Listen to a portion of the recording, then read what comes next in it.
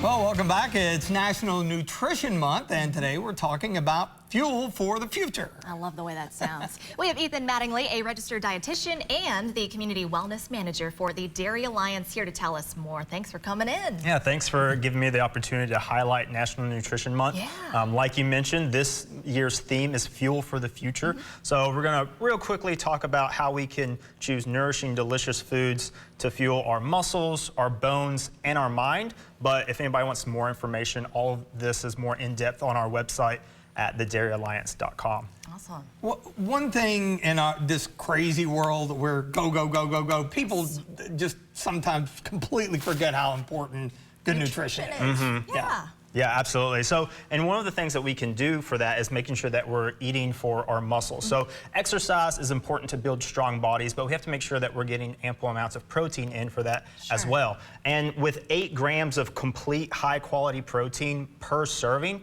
dairy milk is a great way to help fuel our bodies. Plus, it's only about 25 cents per serving. So it's a great bargain for protein when it comes to figuring out how to spend your dollar.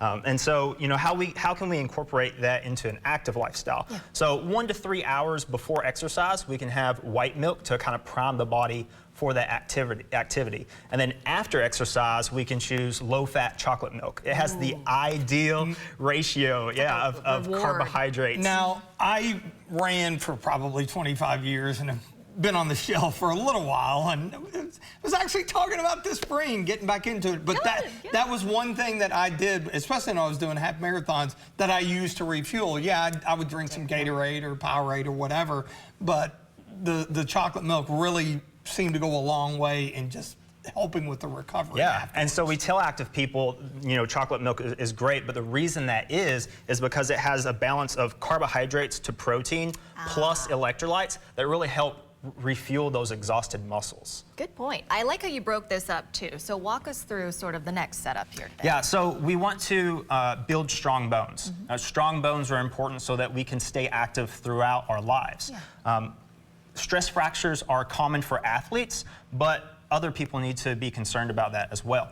Half of all women are going to experience a bone break sometime in their life related to osteoporosis. So it's really important that we're choosing foods that provide nutrients like vitamin D, calcium, and protein to build those strong bones. And so again, milk shines bright because it combines that trio of bone-building nutrients. Cheese, yogurt are also excellent sources of protein and calcium-rich foods that provide those nutrients. And when we pair it with plant foods, we're getting 4 nutrients that most Americans are lacking: fiber, calcium, vitamin D, and potassium. So if it's yogurt with berries, vegetables with cheese cubes, great ways to implement those as snacks or on our plates. I love cheese. Got you there. There you go. All right, this brings us to your third setup here. Yes, so we also know that from research, there's a link between our gut health and our mental health. So providing for one, we can provide for the other. Two of the most important factors for our gut health is fiber and probiotics. So fiber-rich foods like fresh fruits, vegetables, whole grains are going to promote good gut health and reduce inflammation. And we want to get about 25 to 35 grams of fiber per day.